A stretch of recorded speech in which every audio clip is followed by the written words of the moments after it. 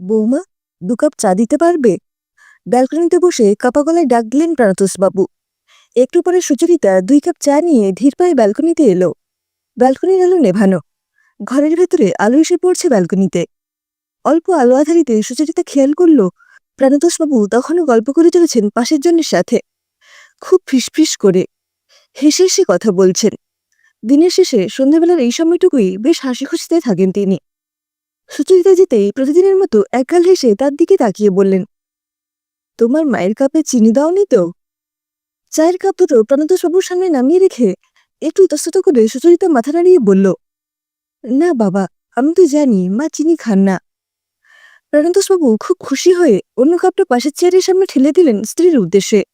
তারপর নিজের চায়ের কাপটায় একটা লম্বা চুমুক দিলেন। তৃপ্তির হাসি খেলে গেল তার মুখে। স্ত্রীর দিকে তাকিয়ে বললেন, গিন্নি, খাও খাও, দেরি করো না, ঠান্ডা হয়ে যাবে। বৌমা কিন্তু বেশ ভালো চা বানায়, সে তুমি ওর নামে আমায় যাই নালিশ করো না কেন। বলে সুচরিতার দিকে তাকিয়ে আলতো হাসি দিলেন তিনি। সুচরিতার চোখে জল আসে শ্বশুরমশাইয়ের পাশে ফাঁকা চেয়ারের সামনে রাখা চায়ের কাপটার দিকে তাকিয়ে। তার শাশুড়ি হঠাৎ মারা গেছেন, বছর 3 হলো। কিন্তু হঠাৎ স্ত্রীর এমন মৃত্যুতে কতটা শোক পেয়েছিলেন শ্বশুরমশাই প্রথমে কেউ বুঝতে পারেনি। হয়তো ছেলেদের চোখে জল আসে না বলেই উপলব্ধি করেনি কেউ। স্ত্রীর মৃত্যুর সকালে স্বাভাবিকভাবে নিজেই ছেলেকে বলে বুঝিয়ে শেষ যাত্রার সবকিছু আয়োজন করে স্ত্রীর মৃতদেহ নিয়ে দাহ করতে গিয়েছিলেন। কারোর বারণ শোনেননি। সারাক্ষণ স্ত্রীর কাছে দাঁড়িয়ে পর্যবেক্ষণ করেছেন আয়োজনে যাতে কোনো ত্রুটি না হয় সেই জন্য।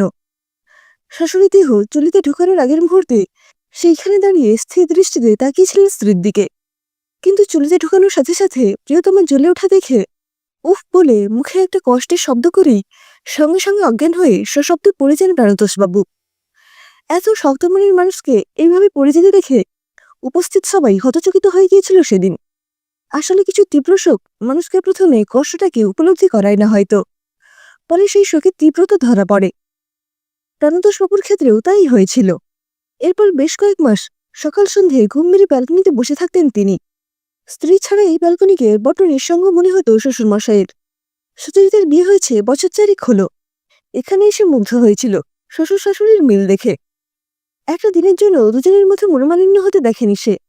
স্ত্রীর মৃত্যুর কয়েক মাস আগে রিটায়ার করেছিলেন তিনি। খুব শখ ছিল তার 2 মেয়ে আর 1 ছেলেকে ভালোভাবে মানুষ করা, আর বিয়ে দায়িত্ব কর্তব্য করেই তো সারা জীবন কাটাতেন দুজনে।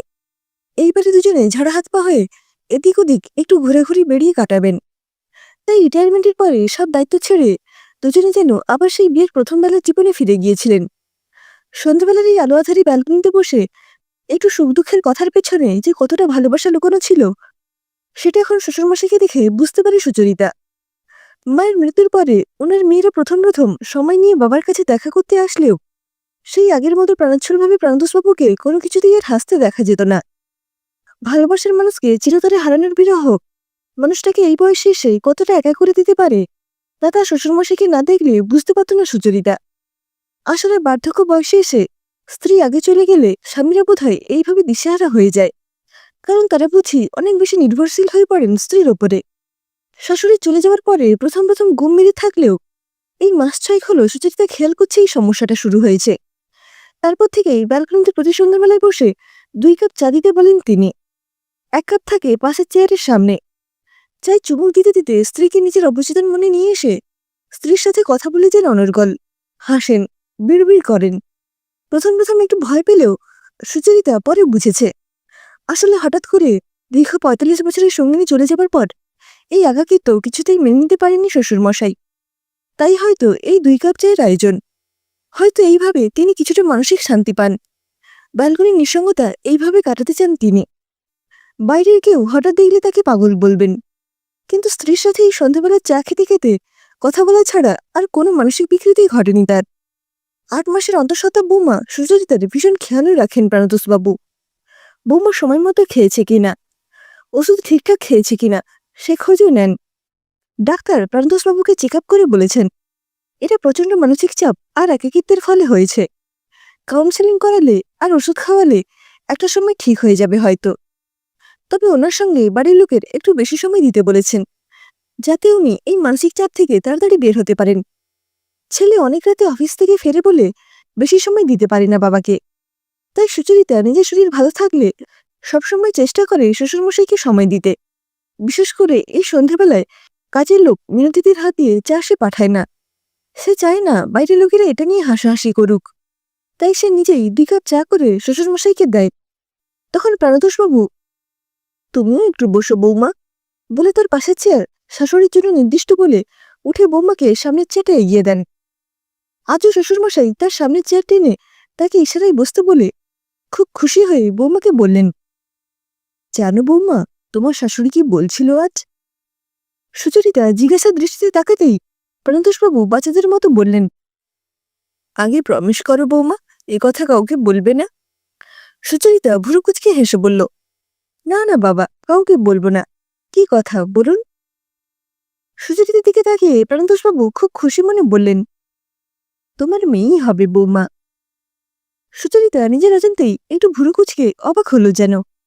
তারপর নিজেকে সামলে একগাল হেসে বলল, আপনি কিভাবে বুঝলেন বাবা? প্রাণতোষবাবু তার পাশের চেয়ারের দিকে হাসি মুখে একবার তাকিয়ে ঠোঁটের উপর তর্জনী দিয়ে ইশারায় সুচরিতাকে চুপ করতে বলে ফিসফিসিয়ে বললেন, আমি ঠিক জানি। সুচরিতা প্রথমে অবাক হলেও কিছুক্ষণ পরে বুঝল শ্বশুরমশাই কি ভীষণ আশায় দিন গুনছেন। অন্য কেউ শুনলে হয়তো অবান্তর ভাববে, কিন্তু কিছু কিছু অবান্তর বিশ্বাস হয়তো একটা মানুষকে বেঁচে থাকতে সাহায্য করে। তাই সে আলতো হাসি দিয়ে ছোট্ট একটা দীর্ঘশ্বাস লুকিয়ে ভগবানের কাছে প্রার্থনা করল, তাই যেন হয় ঠাকুর। নইলে পুত্র সন্তান হলে বয়স্ক মানুষটাকে হয়তো আর এই মানসিক অবস্থা থেকে ফিরিয়ে আনতে পারবে না তারা।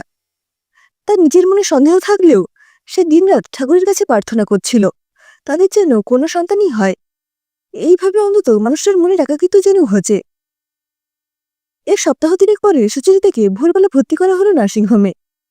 সত্যিই যখন মেয়ে হলো তখন সুচরিতা আর তারপর খুব খুশি হলেও সবথেকে খুশি হয়েছিলেন প্রাণতোষবাবু, বলাই বাহুল্য। দেখা গেল অনেকদিন পরে সবার সাথে ঠিক আগের মতো দরাজ গলায় হেসে হেসে কথা বলছেন।